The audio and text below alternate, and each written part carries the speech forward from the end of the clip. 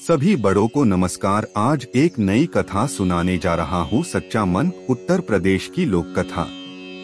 जो साथी मेरे चैनल पर पहली बार आए हैं, कृपा करके मेरे वीडियो को लाइक और शेयर करें। आप सभी से विनती है कि आप ये कहानी अपने बच्चों को जरूर सुनवाएं ताकि वे अपने जीवन में विकास करें। तो आइए कहानी शुरू करते हैं। एक बाल ग्वाल रोजाना अपनी गायों को जंगल में नदी किनारे चराने के लिए ले जाता था। जंगल में वह नित्य प्रतिदिन एक संत के यौगिक क्रियाकलाप देखता था। संत आंखें और नाक बंद कर कुछ यौगिक क्रियाएं करते थे। ग्वाला संत के क्रियाकलाप बड़े गौर से देखता था। एक दिन उससे रहा नहीं गया। उत्सुकतावश उसने संत से यौगिक क्रियाओं के बारे में पूछ लिया। बाल ग्वाल के सवाल पर संत ने जवाब दिया कि वह इस तरह से भगवान से साक्षात्कार करते हैं। संत के प्रस्थान करने के बाद ग्वाला भी यौगिक क्रियाओं को दोहराने लगा और इस बात का संकल्प ले लिया कि आज वह भगवान के दर्शन साक्षात करके ही रहेगा। ग्वाले ने अपनी दोनों आंखें बंद कर लीं और नाक को जोर से दबा लिया। श्वास प्रवाह बंद होने से उसके प्राण निकलने की नौबत आ गई। उधर कैलाश पर्वत पर महादेव का आसन डोलने लगा। शिव ने देखा कि एक बाल ग्वाल उनसे साक्षात्कार करने के लिए कठोर तप कर रहा है।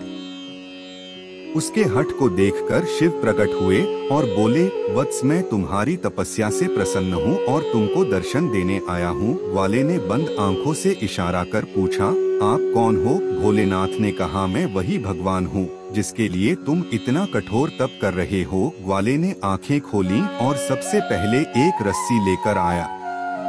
चूंकि उसने कभी भगवान को देखा नहीं था, इसलिए उसके सामने पहचान का संकट खड़ा हो गया।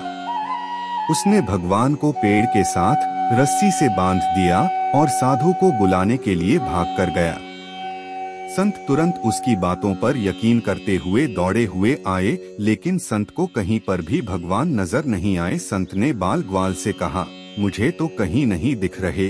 तब ग्वाले ने भगवान से पूछा, प्रभु, आप यदि सही में भगवान हो तो साधु महाराज को दिख क्यों नहीं रहे हो?